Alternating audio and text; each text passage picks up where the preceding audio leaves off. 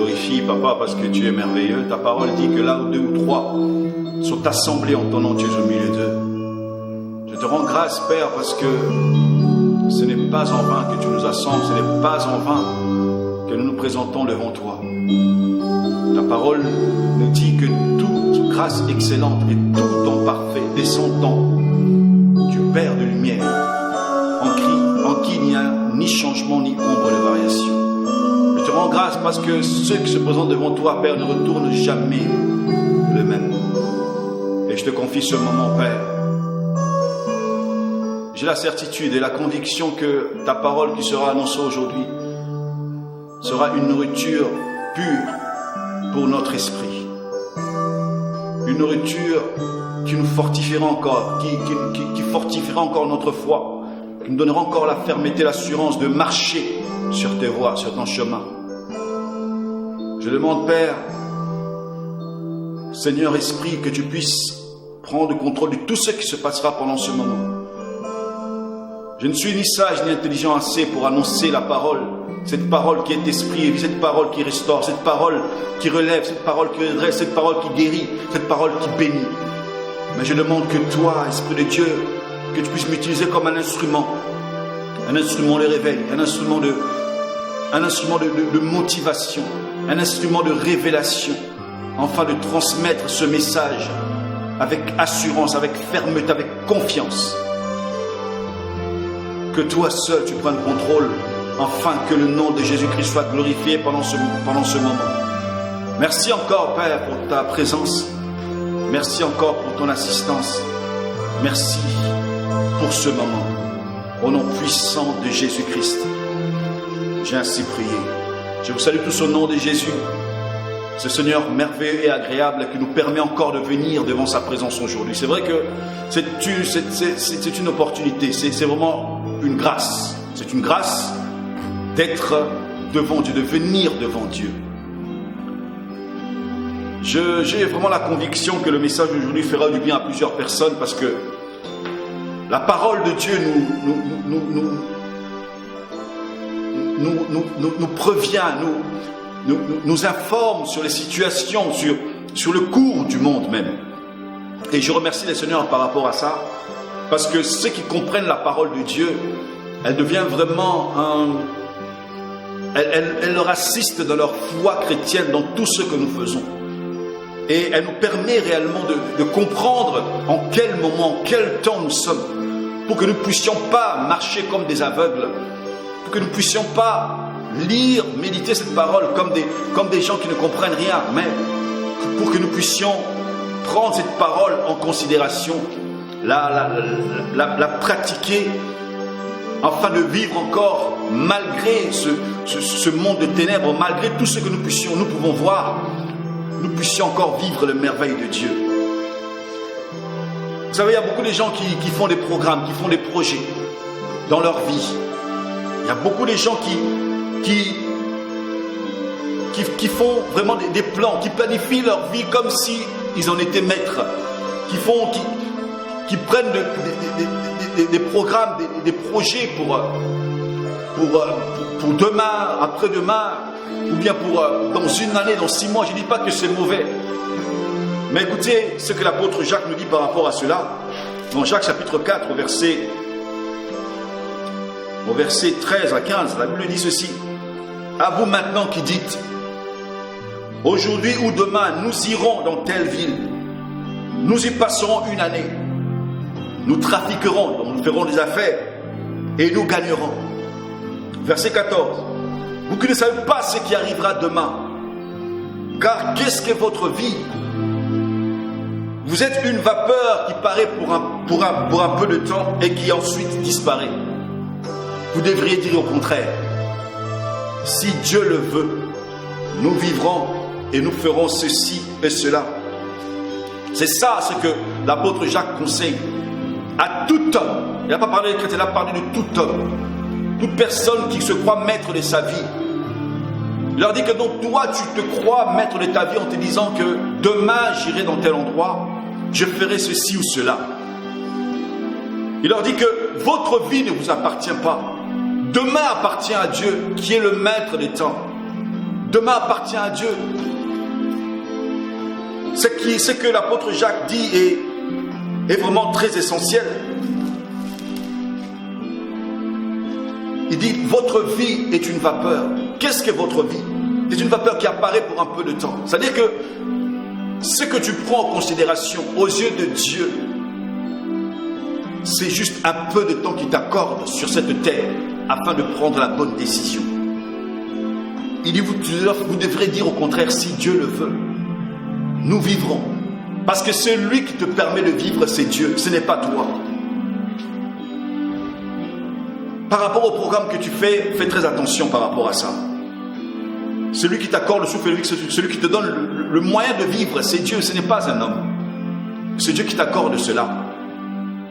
Et vous savez, j'ai appris tellement que j'aime beaucoup la nature, j'aime contempler les merveilles de Dieu. Je prends beaucoup de temps à contempler les herbes, les fleurs, j'en vois de plusieurs couleurs. Elles sont tellement belles, elles sont tellement agréables à voir, à sentir, que ça réjouit vraiment le cœur. Et par rapport à ça, le Seigneur m'a donné un enseignement. Ce n'est pas, ça c'est juste l'introduction que je donne. Et cet enseignement, c'est dans juste une exhortation par rapport à ça, c'est dans Ésaïe chapitre 40, versets 6 à 8. La Bible dit ceci. Une voix dit, crie. Il y a une voix qui tente de crier. Et il répond, ça c'est Ésaïe qui répond, il dit, mais que crierai-je? Qu'est-ce que je veux crier? Je veux crier quoi? Mais une voix qui dit, crie. Il a dit que non, toute chair est comme l'herbe. Donc, toute personne que tu vois, c'est comparable à de l'herbe que tu vois. Le gazon, pelouse, une plante, l'herbe. Et tout son éclat, comme la fleur des champs, tout son éclat, ou toute sa grâce, ou toute sa splendeur, toute sa beauté. Parce que la grâce, premier signification de mot grâce, c'est beauté. Il dit toute sa beauté, toute sa splendeur et tout son éclat, c'est comme la fleur des champs. C'est-à-dire que la vie d'un homme est comparée à une plante, à de l'herbe. Et tout son éclat, c'est-à-dire que sa jeunesse, c'est la splendeur, le moment agréable de ta vie, disons, c'est comme la fleur des champs. C'est la grâce, c'est cette grâce-là que Dieu te fait. L'herbe sèche, la fleur tombe. Quand le vent de l'Éternel souffle dessus. On parle quand le vent de l'Éternel souffle dessus. On parle du vent de l'Éternel. C'est-à-dire que toute personne, toute chair qui vit, qui a la vie en elle, cette vie-là, elle le reçoit du souffle que Dieu lui donne.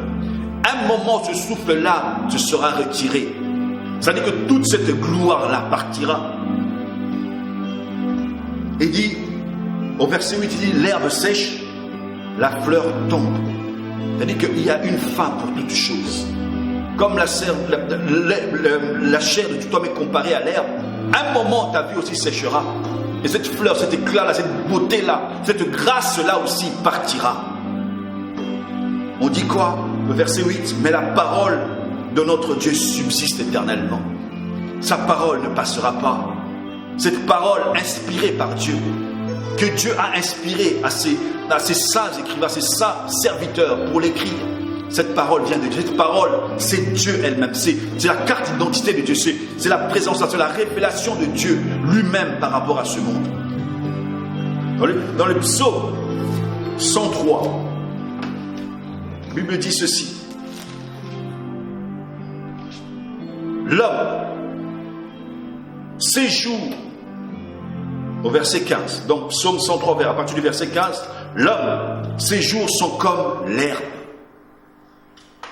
Il fleurit comme la fleur des champs. C'est-à-dire qu'on compare encore la vie d'un homme à de l'herbe. On dit il fleurit comme la fleur des champs. C'est-à-dire qu'à un moment donné de ta vie, tu vois que tout marche, tout fonctionne. C'est-à-dire que c'est la grâce que Dieu a donnée à ce que tu vives. Il t'a donné, dans cette grâce-là, il y a la sagesse, il y a l'intelligence, il y a la richesse, il y a tout ce que Dieu a donné de bon. Je parlais sur la bonté la fois dernière.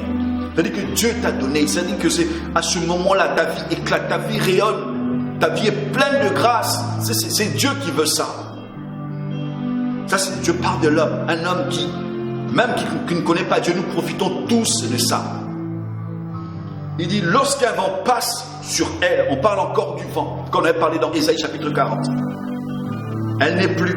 Et le lieu qu'elle occupait ne la reconnaît plus. C'est-à-dire que chaque personne devra quitter cette place. Tu es sur la terre aujourd'hui, tu marches bien, tu vis bien. On se réjouit à te voir, à te contempler. Tout le monde te voit à un certain âge, tu brillais, tu rayonnais, tout te réussissait. Tout marchait bien pour toi. Mais un moment, une fois que le Seigneur retirera son esprit, une fois que le Seigneur ne sera plus, il se décidera de retirer son esprit. Sache que la place que tu occupais, la Bible dit que on ne la reconnaîtra même plus. On ne saura même plus si tu étais là. Ce sera seulement des souvenirs. Ce sera seulement des souvenirs. Alors, ça dit que cette vie que tu crois t'appartenir, cette vie que tu crois réellement garder précieusement, jalousement, en la comparant aux autres, parce que tu arrives à un certain niveau de la vie.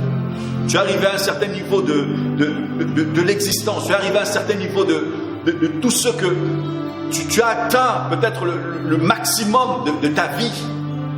Mais sache que il y a un temps pour tout. Il y a un temps pour vivre. Il y a un temps aussi pour mourir. Personne ne sera éternel sur cette terre. Personne ne marchera éternellement.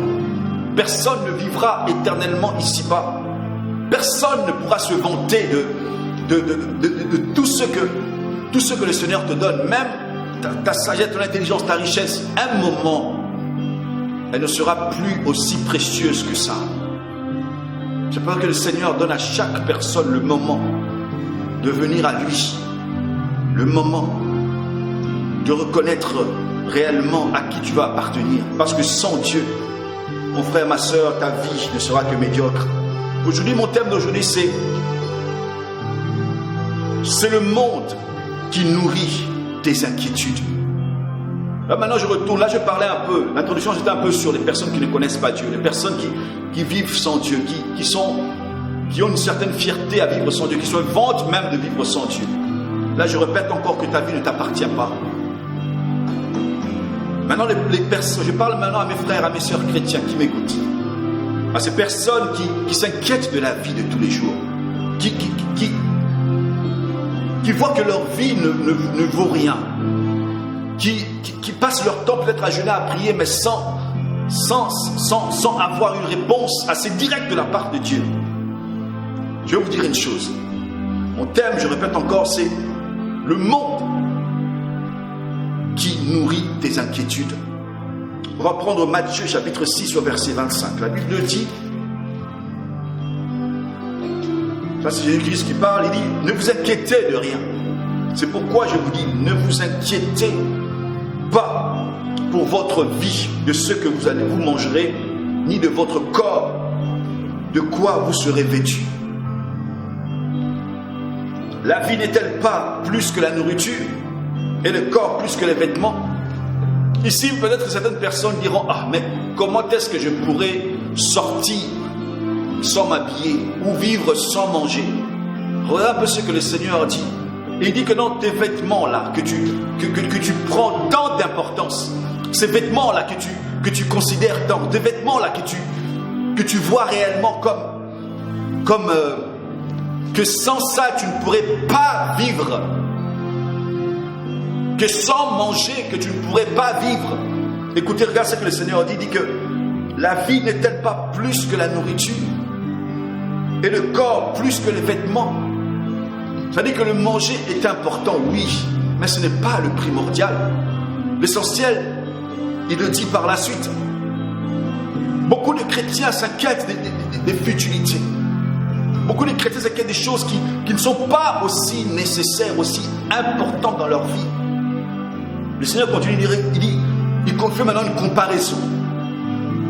Il compare la vie d'un homme, la vie que ces vêtements-là, ces nourritures-là que tu prends réellement comme essentiel, c'est-à-dire que tu ne mets pas du Boss, du Gucci ou bien du Nike ou je ne sais pas quoi, c'est-à-dire que tu es mal à l'aise, tu te sens mal dans ta peau.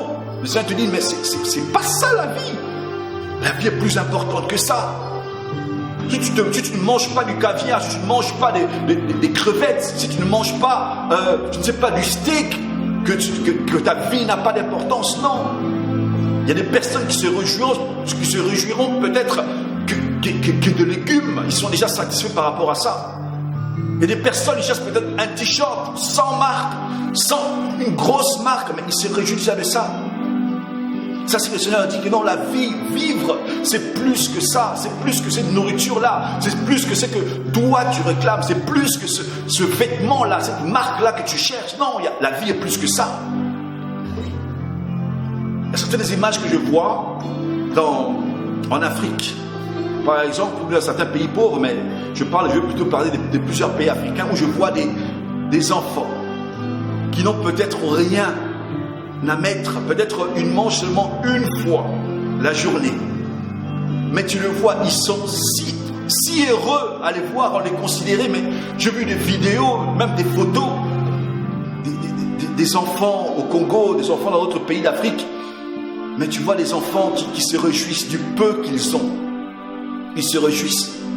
Peut-être qu'en cette journée, ils ont mangé peut-être des haricots, ou bien, je ne sais pas, même un morceau de pain avec de l'eau, mais tu le vois, ils ont une joie. Peut-être que c'est les seuls vêtements qu'ils ont. Mais ils ont une seule joie à vivre. Là, beaucoup marchent nu-pieds. Beaucoup n'ont pas des sandales, ou même des chaussures, ou même des babouches, ils n'ont pas. Mais ils sont dans la joie. Alors que ceux qui ont plus veulent toujours avoir plus. Ils exagèrent même. Ils s'inquiètent des futilités. Ils s'inquiètent des choses qui n'ont pas de valeur. Ils s'inquiètent des choses qui ne leur disent, qui n'ajouteront rien de plus dans leur vie. Le Seigneur dit, regardez les oiseaux du ciel. Maintenant, il donne une comparaison à ta vie, à toi qui t'inquiète. Toi, chrétien qui t'inquiète, tu vois que ta vie est médiocre. Mais pourtant, Dieu te donne l'essentiel. Il ne sème ni ne moissonne. Toi, au moins, tu as peut-être une épargne. Tu épargnes peut-être, mais regarde les oiseaux, ils ne sèment ni ne moissonnent.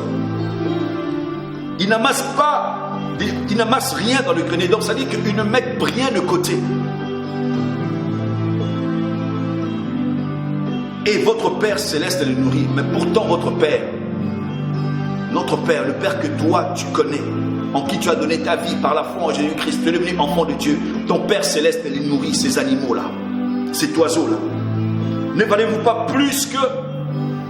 D'autres versions disent, ne sommes-vous pas plus excellents que... Oui, ce sont les animaux. Ils ne sont même pas créés à l'image de Dieu. Mais toi, Dieu t'a créé à ton image. À son image, pardon. Ça, ce sont les animaux que Dieu a créés, mais Dieu s'en soucie d'eux. Il se soucie d'eux, de ceux qui vont manger, de ceux qui vont boire. Comment ils vont être. Dieu se soucie de ces animaux-là.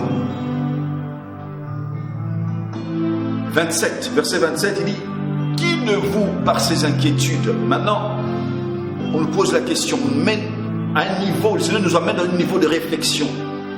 Il dit, qui de vous, par ses inquiétudes, peut ajouter une coudée à la durée de sa vie? D'autres versions disent, qui peut, par ses inquiétudes, pourrait grandir même, pourrait grandir ou bien pourrait raccourcir. Mais là on dit, pourrait rajouter une durée. Cette version de la Bible, elle dit, qui pourrait rajouter? Tes inquiétudes ne pourront te tuer que toi-même. Tes inquiétudes ne pourront te tuer que toi-même. C'est-à-dire que dans tout ce que Dieu te donne, dans tout ce que Dieu fait pour toi, tu ne considères pas cela. Toi, tu te tournes vers le monde. Tu regardes ce qui frappe à l'œil et tu compares ta vie aux personnes que nous montrons, que nous voyons dans la télé, dans les publicités, qu'ils soient acteurs, rappeurs. Maintenant, ce qui est à la mode, maintenant, c'est les reality shows. C'est-à-dire qu'on voit des personnes maintenant font publicité de leur vie, alors qu'en réalité, ils ne sont même plus comme ça. Ils ne sont même pas comme ça. La chirurgie esthétique, c'est l'une des branches médicales qui fait rentrer de l'argent, mais atrocement maintenant. Pourquoi chaque personne ne veut plus être comme elle est. On veut arranger son nez, ses lèvres, son nez, ses yeux, son front. Ça dit que tous les parties de son corps, on veut arranger ça. Pourquoi? Parce qu'on veut devenir parfait comme il faut. Mais je vous dis que toutes ces personnes qui font ça, depuis qu'ils l'ont fait, n'en sont jamais satisfaits. Il y a toujours quelque chose à faire.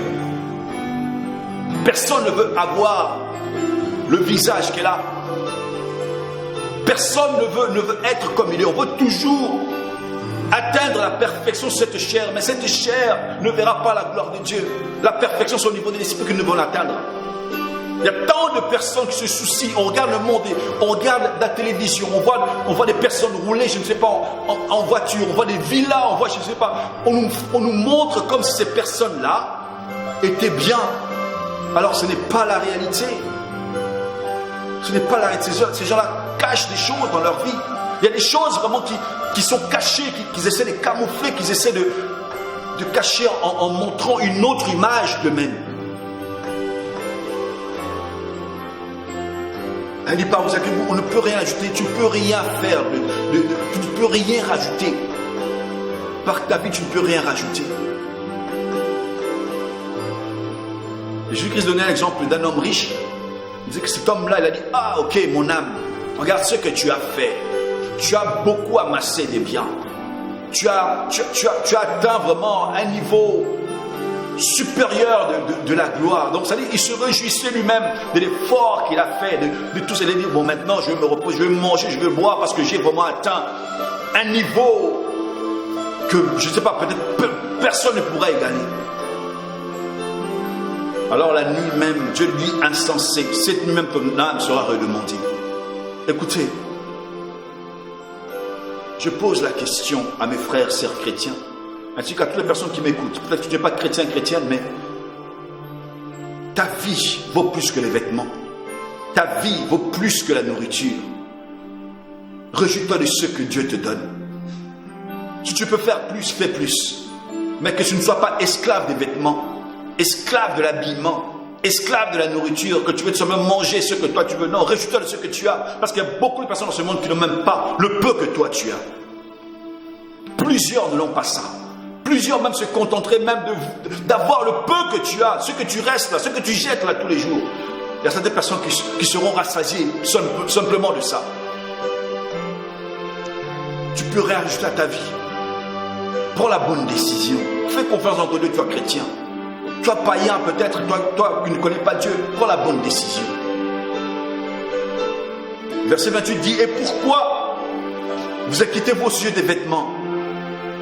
Considérez comment croissent les lys des champs. Là, c'est encore une sorte de fleur, une très belle fleur.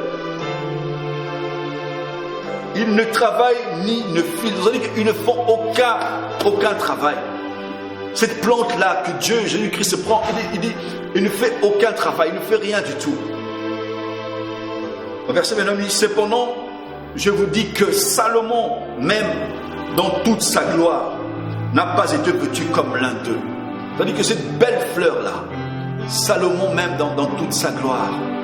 Regardez, Salomon, c'était l'un des rois les plus riches qui n'ait existé. Il a eu, vous allez lire dans le livre des rois, vous allez voir que tout ce que Salomon a eu, mais c'était d'une façon extraordinaire, excellent. Mais Jésus-Christ dit que cette fleur-là, même Salomon n'a pas eu ça. La façon dont elle est habillée. Et la Bible dit au verset 30, si Dieu revêt ainsi l'herbe des champs qui existe aujourd'hui et qui demain sera jeté au four, ne vous vêtira-t-il pas à plus forte raison, j'en peu de foi? Ce que nous manque, c'est ça. On ne fait pas trop confiance à Dieu. On regarde, on veut comparer notre vie à d'autres personnes. C'est-à-dire que notre motivation, la motivation de notre conversion, notre repentance est fausse. On s'agenouille pour demander à Dieu pour devenir supérieur par rapport au monde. On se réjouit, on demande à Dieu pour devenir supérieur par rapport à ce que nous voyons, par rapport au monde. Et on est inquiété parce que nous n'obtenons pas ce que nous voulons de la part du Seigneur. Et on s'inquiète par rapport à ça. On se dit, ah mais Seigneur, est-ce que Dieu m'écoute vraiment? Est-ce que ce Dieu-là, il m'écoute quand je le prie? Pourquoi est-ce qu'il me laisse souffrir comme ça? Non, mais ce n'est pas la souffrance. Dieu ne veut pas te bénir pour que tu ailles te vanter dans le monde. Il veut réellement que la motivation de ta conversion soit parce que tu reconnais réellement que tu es un pécheur. Tu reconnais réellement que sans lui, tu ne peux rien. C'est ça la vraie motivation. Tu reconnais réellement que Jésus-Christ est mort pour toi parce que sans lui, ta vie est un désastre. Parce que sans lui, c'est l'enfer assuré. C'est ça, c'est qu'il veut que tu reconnaisses que en dehors de Dieu, ta vie ne vaut rien. Il veut que tu reconnaisses cela. Il dit, j'en peux le voir. Ça veut dire qu'on manque de cette ferme, de cette assurance-là. Au verset 31, il dit ceci. Ne vous inquiétez donc point. Ça dit, ne vous inquiétez même pas. Pas d'inquiétude. Ne t'inquiète de rien.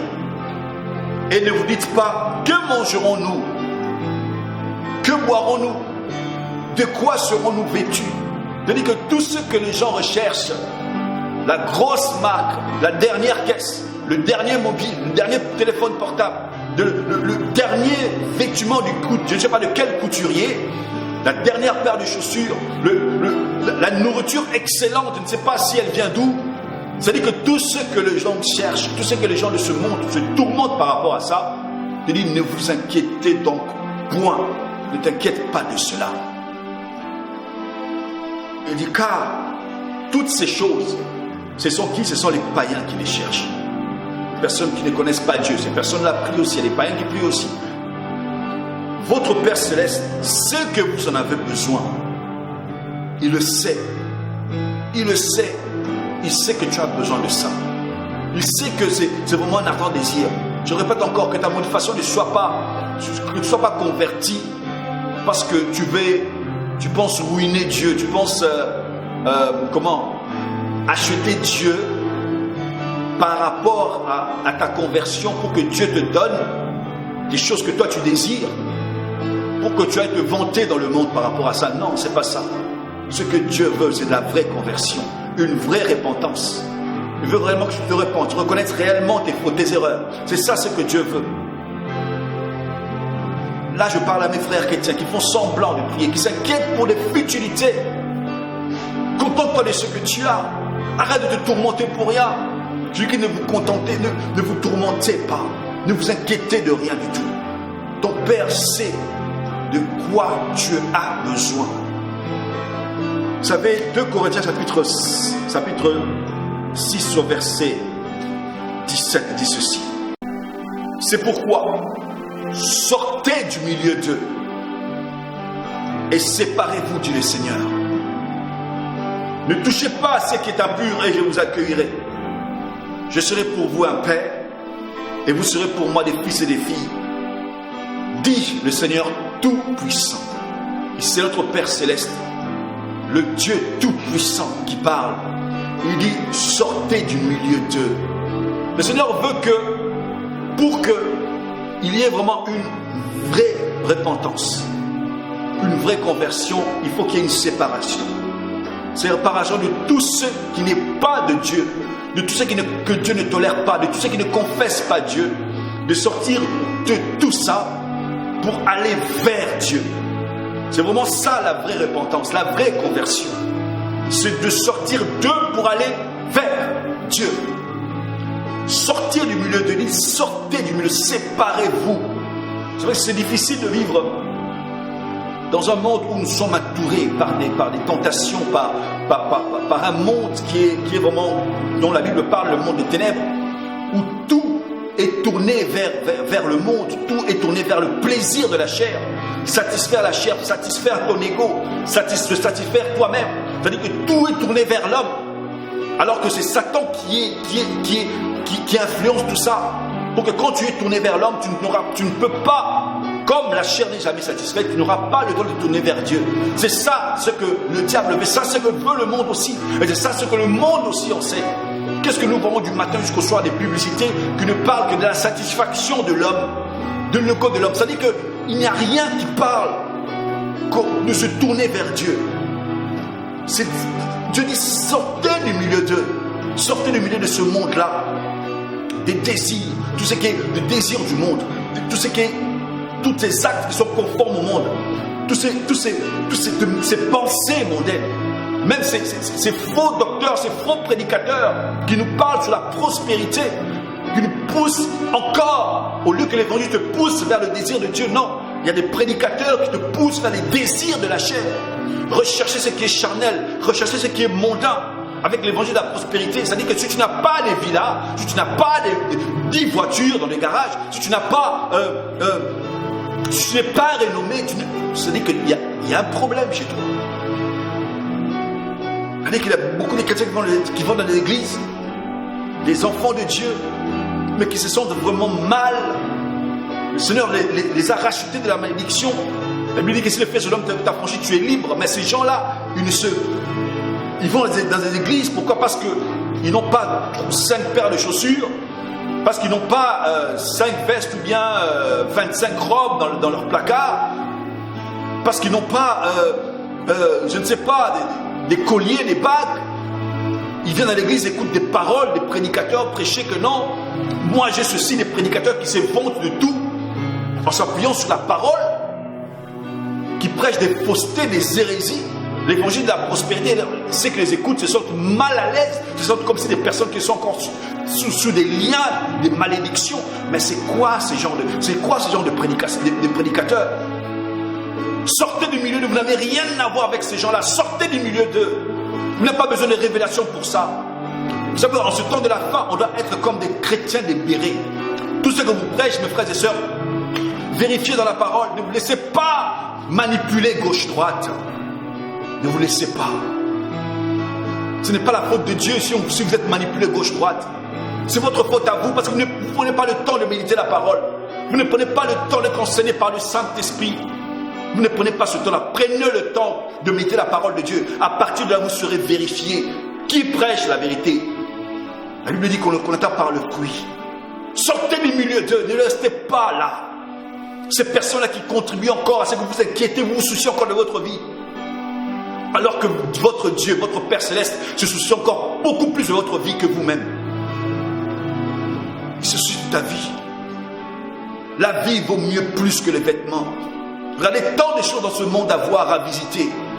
Tant de choses, même dans ton entourage, peut-être qu'il y a des choses que tu n'as jamais vues, que tu n'as jamais pris même le temps de considérer, de visiter. Peut-être pas. Mais ton Dieu, ce Dieu de grâce, ce Dieu d'amour, ce Dieu miséricordieux, il te donne l'occasion de profiter de la vie avec lui. Sortez du milieu de ces assemblées, de ces pasteurs-là. Non, vous n'avez rien à voir là-dedans.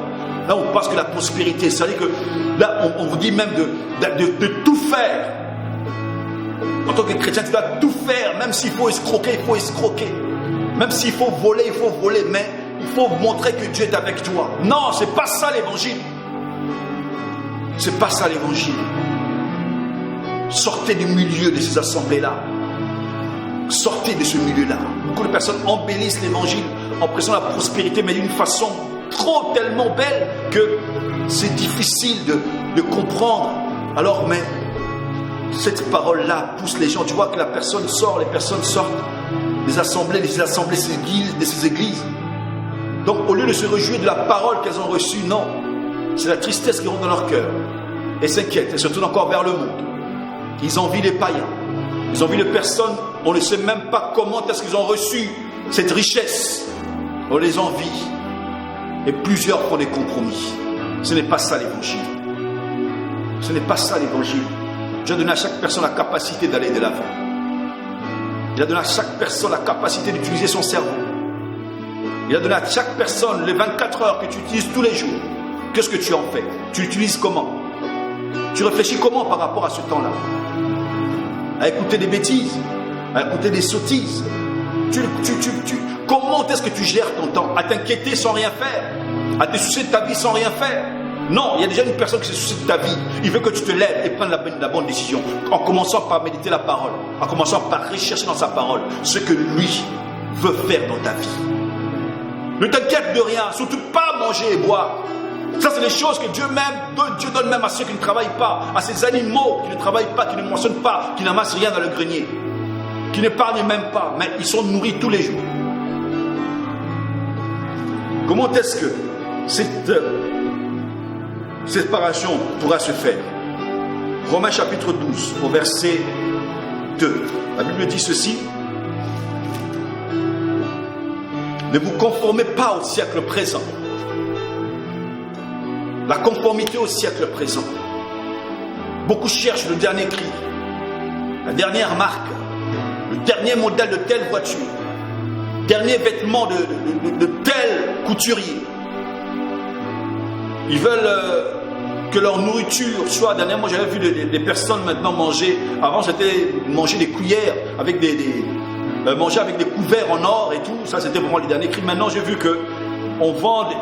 Il y a des restaurateurs qui vendent des steaks, de la viande.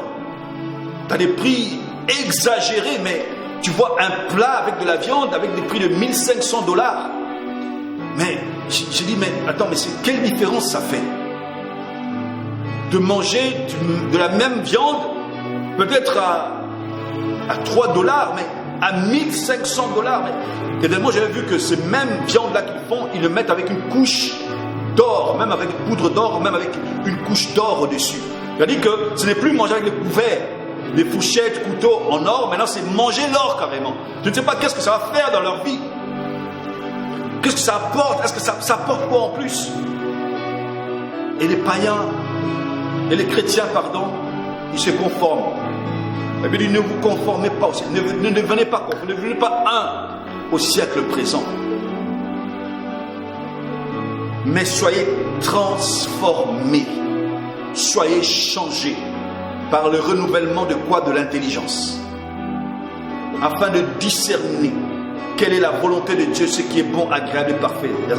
D'autres versions disent, pour que vous sachiez quelle est la volonté de Dieu, cette volonté-là qui est comment? Qui est bonne, agréable et parfaite. C'est-à-dire que si ton intelligence est renouvelée, et ça vient par la vraie conversion, ça vient par la vraie repentance, ce renouvellement-là de l'intelligence. Beaucoup de gens ont l'intelligence obscurcie. Ils ne comprennent pas ce qu'ils font. Ils ne comprennent pas où ils vont. Beaucoup de gens ne savent pas qu'ils sont dans un monde ténébreux. Sans la lumière de la parole, ils chercheront, mais tourneront en rond toute leur vie. Sans la lumière de la parole, leur vie ne sera pas éclairée. Et le monde non plus où ils vivent ne sera pas éclairé. Beaucoup de gens sont dans la boue. Beaucoup de gens sont des aveugles, sont emprisonnés, sont réellement dans des prisons, dans ces prisons-là où ils ne sortent pas. Ils voient la lumière de l'homme, mais ils n'ont pas cette force-là de sortir. Et beaucoup de chrétiens, par leurs inquiétudes, à cause de leurs inquiétudes, sont emprisonnés aussi. Les inquiétudes sont des prisons, mon frère. Les soucis sont des prisons. Tu t'emprisonnes toi-même. Sors de ces prisons-là. Il y a un Dieu qui t'a rendu libre. La Bible dit que si le Fils de l'homme t'a franchi, nous sommes réellement libres. La Bible dit que c'est pour la liberté que Christ nous a appelés. C'est pour la liberté, c'est pour que tu sois libre. Même ces inquiétudes-là. C'est pour ça que la Bible dit que ce sont les païens qui s'inquiètent de ces choses-là. De la nourriture, du boisson, à boire, à manger. De quoi tu serais vêtu. Comment? Non, mais c'est pas le modèle de la vie chrétienne. C'est pas le modèle des chrétiens. Ce qui me fait encore par rapport à ce conformant au siècle présent, je vois maintenant même des campagnes d'évangélisation, je vois des concerts chrétiens, mais je regarde, je dis, mais il y a quoi de spirituel là-dedans? Il y a quoi de chrétien là dans ce concert-là? Des campagnes d'évangélisation, mais je regarde, je dis, mais pourquoi cette conformité-là? C'est-à-dire que les chrétiens veulent faire comme des païens, comme des mondains. Est-ce qu'on ne peut pas apporter quelque chose de nouveau? Si vraiment notre intelligence est renouvelée, si nous avons vraiment le Saint-Esprit, est-ce qu'on ne peut pas apporter quelque chose de nouveau? Quelque chose de nouveau vraiment avec le talent que Dieu a mis en nous, des dons que Dieu a mis en nous. Est-ce qu'on ne peut pas bouger ce monde aussi? Nous sommes arrivés presque au temps de la fin. Le monde va vers sa fin. Il n'y aura plus de retour. Vous savez, pour la construction du tabernacle ainsi que de tous les essentiels du tabernacle, Dieu a dit à Moïse, écoutez, il y a je crois que c'est Betsaël, bon, vous allez m'excuser un peu pour le nom, c'est dans Exode. Et il leur dit, lui dit une chose, il dit qu'attends, il y a un homme qui est talentueux pour travailler les métaux, donc l'or, l'argent, les reins et tout. Et une autre personne, ça dit que ces gens-là, ils avaient des talents. Mais malgré leur talent, Dieu a encore mis l'Esprit, le Saint-Esprit en eux pour qu'ils puissent encore perfectionner cela. Nous sommes appelés à ça. C'est-à-dire que tu as du talent, tu as besoin encore du Saint-Esprit en toi pour perfectionner ce que tu as, pour marquer la différence dans tous les domaines de ta vie. Et c'est encore possible. Ne t'inquiète de rien. La vie est plus précieuse que ça. La vie est plus précieuse que ça, pardon.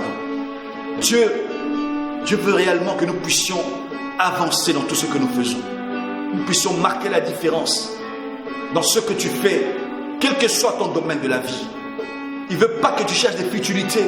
Il ne veut surtout pas que tu te tournes vers le monde pour envier ceux qui sont dans le monde. Il veut que tu puisses te concentrer à ton Dieu, que tu les yeux fixés vers ton Dieu, vers ton Seigneur, et puis te concentrer à ce que Dieu a mis en toi. Quand est-ce que tu auras le temps de regarder ce que Dieu a mis en toi? Quand est-ce que tu prendras le temps de considérer ce que Dieu a mis en toi, de valoriser cela? C'est à travers la prière, la parole que tu pourras valoriser cela. Le Saint-Esprit t'aidera à monter, à valoriser ce que Dieu a mis en toi. Quel que soit l'endroit où tu es, là je parle à tous les chrétiens, quel que soit l'endroit où tu es. La Bible dit que le monde attend avec un ardent désir la révélation des fils de Dieu. Comment est-ce que tu vas révéler Jésus-Christ en toi si tu ne sais même pas ce que le Seigneur a mis en toi? Quel talent, capacité il a mis en toi? Parce que Dieu a mis des talents, des capacités dans la vie de tout un chacun. Quand est-ce que tu auras le temps de considérer ce que Dieu a mis en toi? Au lieu de rechercher, de regarder toujours ton voisin, ta voisine, de passer ton temps à toujours regarder les autres, à toujours envier, jalouser les autres, à toujours t'inquiéter de ta vie. Tu regardes les autres, tu dis, ah, ma vie. Et qu'est-ce qu'est ma vie? Pourquoi tu suis? Non, c'est pas, tu n'as pas le temps pour ça. Le temps est court. Je dis que la vie est comparée à de l'herbe, à l'herbe. Peut-être que tu es en train de passer à côté de ce que Dieu a réservé en toi. Peut-être que c'est ton temps maintenant de briller, mais ta vue, ton regard toujours sur les autres. Ce que les autres font, ce que les autres mangent, comment ils s'habillent, ils roulent en quoi, quelles chaussures, quel manteau, je ne sais pas, ils dorment où, quel matelas. Mais tu n'as pas le temps pour ça. Lève-toi. Considère ta vie. Tu t'inquiètes pour des futilités. On n'a plus le temps pour ça. Demande à Dieu de te montrer ce qu'il a mis en toi. Et que le Saint-Esprit t'aide à valoriser, à utiliser ce que Dieu a mis en toi. Afin que réellement, une fois que le Seigneur te bénira dans ce domaine-là, tu puisses témoigner, oui, Dieu est merveilleux. Parce que Dieu veut bénir. Il veut bénir les siens. Il veut que tu sois un chrétien béni. Je lui dis qu'il nous a bénis de toutes les bénédictions spirituelles dans le céleste. Il ne veut pas seulement que ça reste dans le céleste. Parce que quand nous partirons, non, il veut que cette bénédiction aussi, on le voit aussi ici. Mais arrête d'envier, arrête de t'inquiéter, arrête de te tourmenter. Toi, concentre-toi à ce que Dieu a mis en toi et valorise cela. Pourquoi est-ce qu'on appelle toujours les chrétiens? Ce sont des paresseux. Les chrétiens ne veulent rien faire. Ils entendent que tout descend du ciel. Ah! Regardez un peu les langages c'est devenu à la mode. C'est-à-dire que les chrétiens, nous sommes devenus vraiment, comme on dit, les derniers vraiment de la société. On voit les chrétiens, on n'a plus envie, même de leur vie. On a pitié d'eux, voilà. Les chrétiens sont les personnes à qui on a pitié.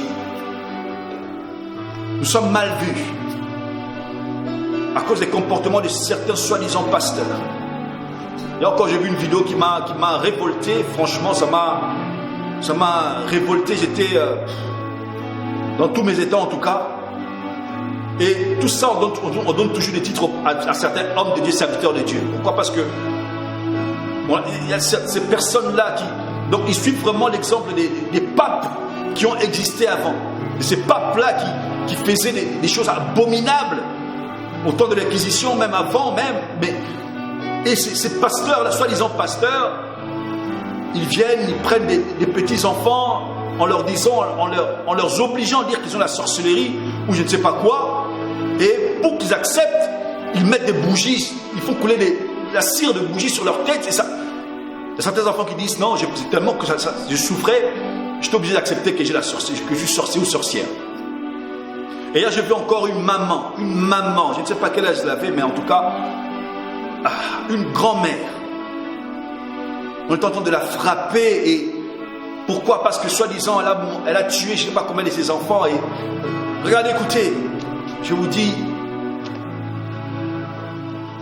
de telles personnes, ce ne sont pas des chrétiens. Il peut dire qu'il est pasteur, mais je vous dis, la Bible dit qu'on le reconnaît par leurs fruits. La Bible dit d'aimer ton prochain comme toi-même, d'aimer ceux qui nous font du mal, d'aimer ceux qui nous persécutent, de prier pour ceux, écoutez, de bénir ceux qui nous maudissent. C'est ça ce que la Bible dit, et non le contraire.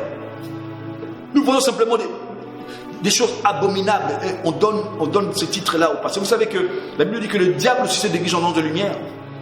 Il y a aussi des personnes, des agents de Satan qui se donnent le titre de pasteur, de prophète, de je ne sais pas quoi, et qui font des choses abominables pour que tout retombe sur les serviteurs de Dieu, sur les vrais serviteurs de Dieu.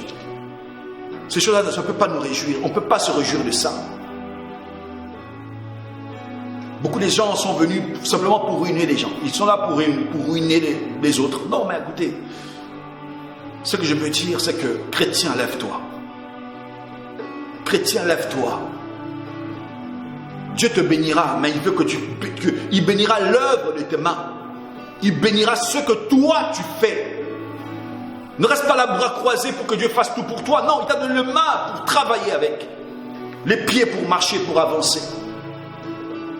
Chrétien, lève-toi, marque la différence. Que ton entourage voit réellement que tu es un enfant de Dieu, en montrant l'exemple. Il a mis des capacités, des talents en toi, pas pour que tu restes les bras croisés, pour que Dieu fasse tout pour toi. Non, il veut que tu travailles aussi. Il veut que tu fasses aussi. Il veut que tu te lèves, afin qu'il étende sa main et qu'on voit la différence.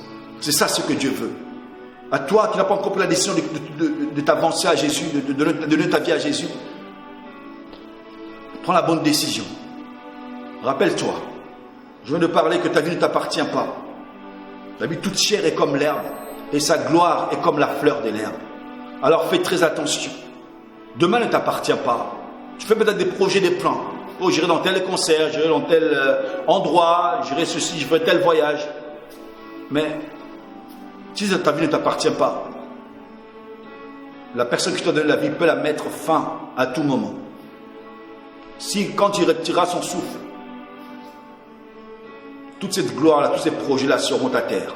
Alors fais très attention. Faites très très attention, mes frères et sœurs. Moi, je prie que tu puisses pour moi prendre à cœur ce message. Toi, chrétien, prends la bonne décision, ne t'inquiète de rien. Sache qu'il y a une personne qui s'inquiète beaucoup de ta position maintenant. Parce que tu t'inquiètes, le Seigneur se fait du souci pour toi.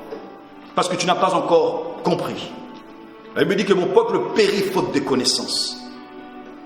Moi, je t'apporte cette lumière-là, de la parole.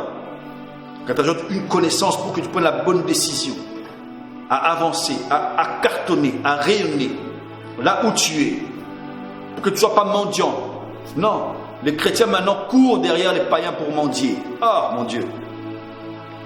Ils courent derrière eux.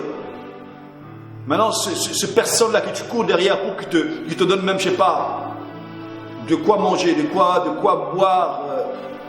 Mais est-ce que tu auras vraiment le courage de le prêcher, Jésus, si tu te comportes de la sorte? Est-ce que tu auras le courage de le prêcher, cette personne-là, à qui tu vas tout le temps demander de l'argent, à qui tu vas tout le temps t'humilier devant lui, mais d'une telle façon que même le mot humilité est sans valeur devant ce que toi tu fais devant ces gens-là. Alors lève-toi, lève ta tête. Prie ton Dieu, prie ton Père céleste qui connaît tous tes besoins, qui est prêt à pourvoir à tous tes besoins. Alors fais-lui simplement confiance. Deviens un homme de foi, deviens une femme de foi, redeviens un homme de foi et fais confiance à Dieu. Relève-toi là où tu es. Parce que Dieu t'a appelé à marquer la différence. Il ne t'a pas appelé à demeurer dans la médiocrité. Non, c'est pas ça. La Bible dit que Dieu se fait pauvre pour que nous soyons riches. Du plus riche qu'il était se fait pauvre. Volontairement. Alors, relève-toi. Toi qui m'écoutes aujourd'hui, relève-toi. Toi, chrétien qui m'écoute aujourd'hui, relève-toi. C'est avec un cœur plein de douleur que je te transmets ces messages, parce que tout ce que nous voyons actuellement, ces genres d'inquiétude, ça fait mal. Ça fait vraiment mal, ça je vous le dis. Ça fait vraiment mal. Et j'encourage mes frères et mes sœurs chrétiens à se lever. À se lever. Levez-vous. Ne perdez plus votre temps. Le diable déploie toute sa force, toute sa puissance maintenant, ce temps de la fin. Il ne cache plus rien. Alors pourquoi est-ce que nous, notre Père devrait encore nous cacher, ne devrait pas nous bénir? Je remercie le Seigneur pour ce message et mon plus grand souhait est que vous preniez à cœur ce message et surtout prenez la bonne décision. De vous repentir, de vous lever, de laisser de côté les soucis et les inquiétudes et de marcher droit devant les Seigneurs. Que notre Père Céleste vous bénisse en Jésus-Christ. Alors que le Saint-Esprit prend la place en ce moment, nous l'invitons parmi nous. Oh, oh, oh, yeah. Oh, oh, oh.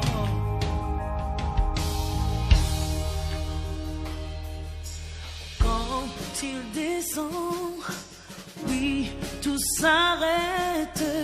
Il y a transfert entre ciel et terre. Quand il descend, l'atmosphère change. Il y a transfert entre ciel. Quand il descend, oui, tout s'arrête.